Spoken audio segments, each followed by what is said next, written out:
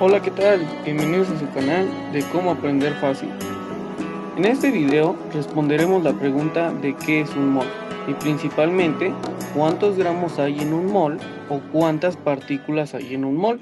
Primero es importante saber que un mol es una unidad de medidas. Como podemos ver, tenemos un sistema de medición, sistema inglés o sistema internacional de unidades, en el cual podemos ver que ahí se encuentra el mol. Y con esto hay que recordar que un mol se define como la cantidad de una sustancia dada que contiene tantas moléculas o unidades formulares como el número de átomos que hay exactamente en 12 gramos de carbono. En términos más sencillos, un mol tiene tres equivalencias, o sea que un mol equivale a la masa de algún elemento o compuesto. Un mol también equivale al número de partículas, y con esto nos referimos a átomos, moléculas o iones, o también un mol también me puede indicar cuál es el volumen que va a ocupar un gas. Como les mencionaba, un mol puede ser igual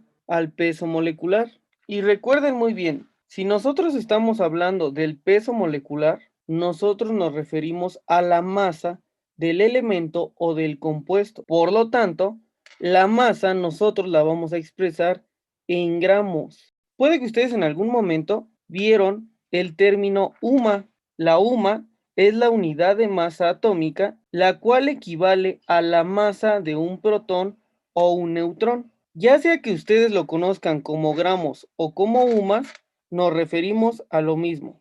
Aquí tenemos entonces la primera equivalencia de un mol. La segunda equivalencia de un mol me permite conocer el número de partículas. Este número de partículas nosotros en química le vamos a llamar número de Avogadros. Y el número de Avogadros siempre, hablando de un mol, va a ser 6.02 por 10 a la 23. En el ejemplo anterior, nosotros vimos que el peso molecular o la masa es equivalente a gramos. En este ejemplo, en el número de partículas o número de Avogadros, ese 6.02 equivale al número de átomos, al número de moléculas o incluso al número de iones.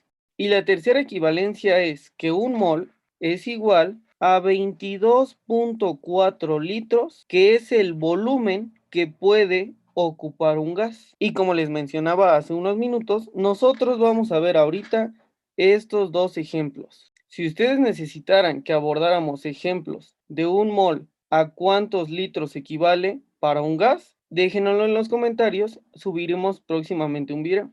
Imagínense que ustedes tienen un mol de dióxido de carbono y la pregunta es, ¿un mol de dióxido de carbono a cuántos gramos equivalen? Fíjense cómo entonces nosotros aquí tenemos los gramos y eso es a lo que nosotros queremos convertir ese mol. ¿Qué es lo que nosotros debemos de hacer? Pues fijarnos en las unidades que tenemos aquí y en las unidades que tenemos aquí. Como se pueden dar cuenta, en la que tengo en la parte de arriba, las unidades son gramos, por lo tanto esa es la que yo debo de utilizar para resolver este ejercicio. El procedimiento es el siguiente.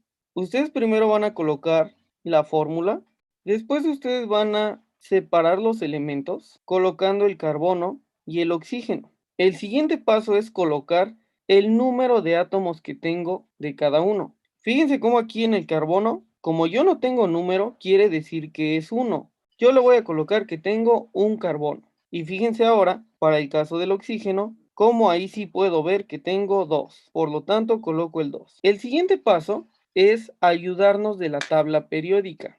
Nosotros vamos a buscar en la tabla periódica cuál es la masa del carbono y cuál es la masa del oxígeno. Como se pueden dar cuenta, en el carbono su masa es 12 y en el caso del oxígeno es 15.9. Por lo tanto, yo les sugiero que ese número lo redondeen y vamos a escribir 16. Sin embargo, si su profesor les recomienda que coloquen el número con los números decimales, colóquenlo así.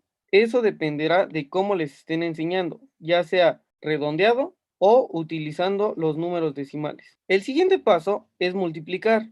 Un carbono por 12 son 12. Dos oxígenos por 16 son 32. Y por último, esto lo tengo que sumar. 12 más 32 me da como resultado 44 gramos mol. A esto es a lo que se le conoce como masa molar.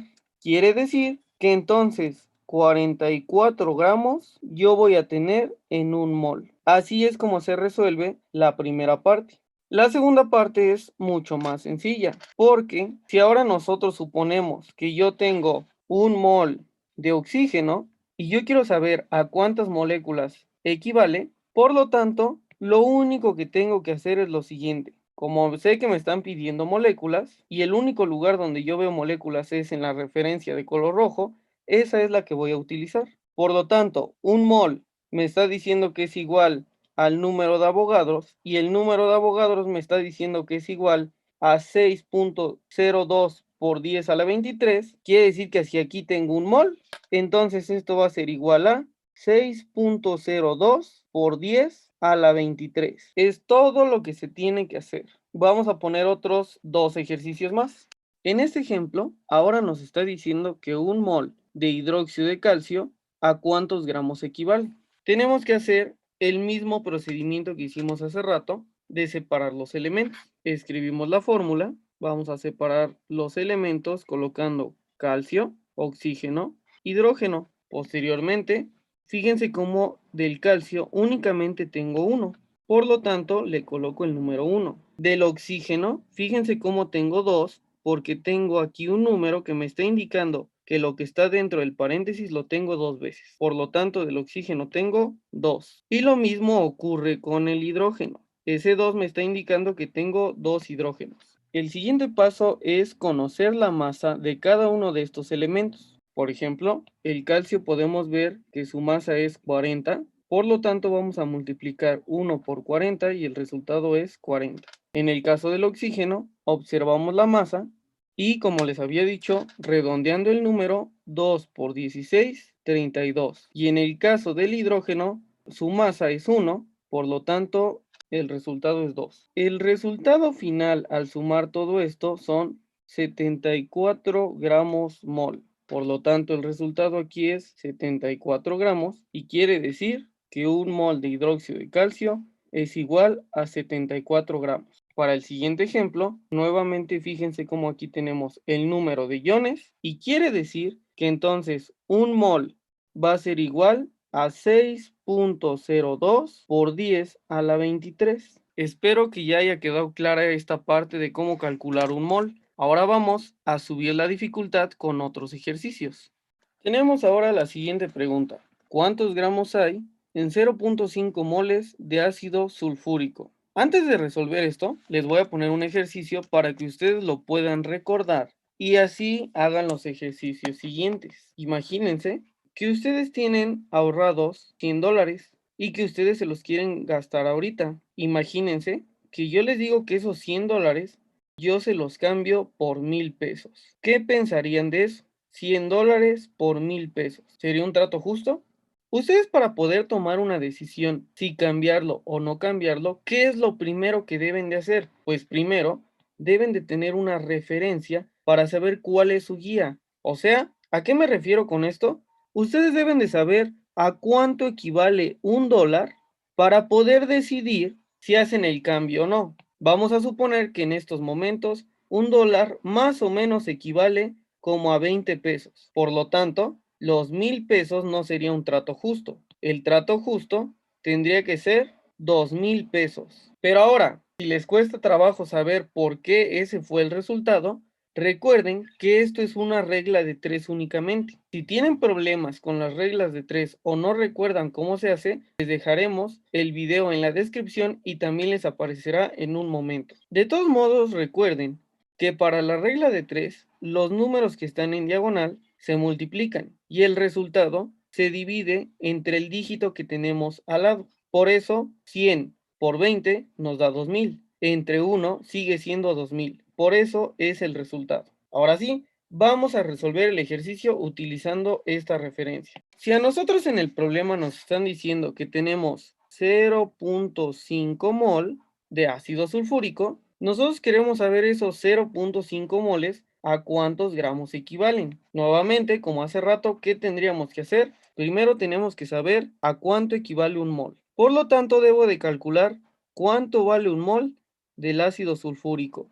Y hacemos el mismo procedimiento de hace rato. Del hidrógeno tenemos 2, del azufre tenemos 1 y del oxígeno tenemos 4. El siguiente paso es conocer el valor de la masa para poderlo multiplicar. En el hidrógeno la masa es 1, en el azufre la masa es 32 y en el oxígeno la masa es 16. Recuerden que yo les estoy haciendo la sugerencia de redondear. También otra sugerencia. Si a ustedes les cuesta trabajo aún saber cuál es la masa, les recomiendo que vean nuestro video de modelos atómicos. Ahí les explicarán la importancia de los protones, neutrones y electrones. Sin embargo, como ahorita están haciendo esto, recuerden que la masa ustedes ahorita la van a ubicar porque es el número que tiene puntos decimales. Al hacer la multiplicación nos da los siguientes resultados y nosotros al sumarlos el resultado final es 98 gramos mol. Por lo tanto, quiere decir que un mol de ácido sulfúrico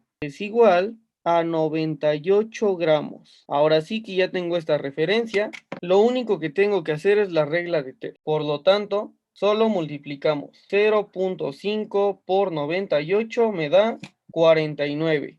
Entre 1, el resultado sigue siendo 49 gramos. Listo, ya tenemos el primero. Ahora vamos a pasar con el siguiente ejercicio.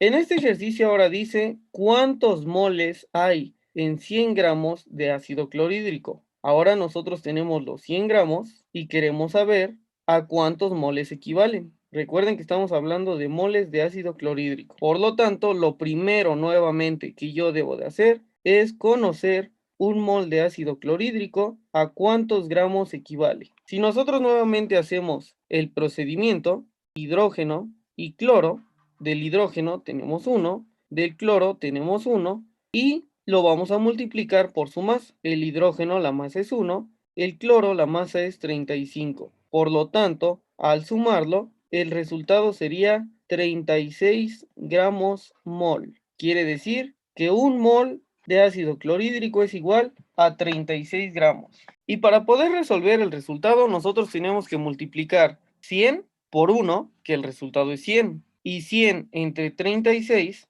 el resultado sería 2.7 moles de ácido clorhídrico. Así es como se va a resolver.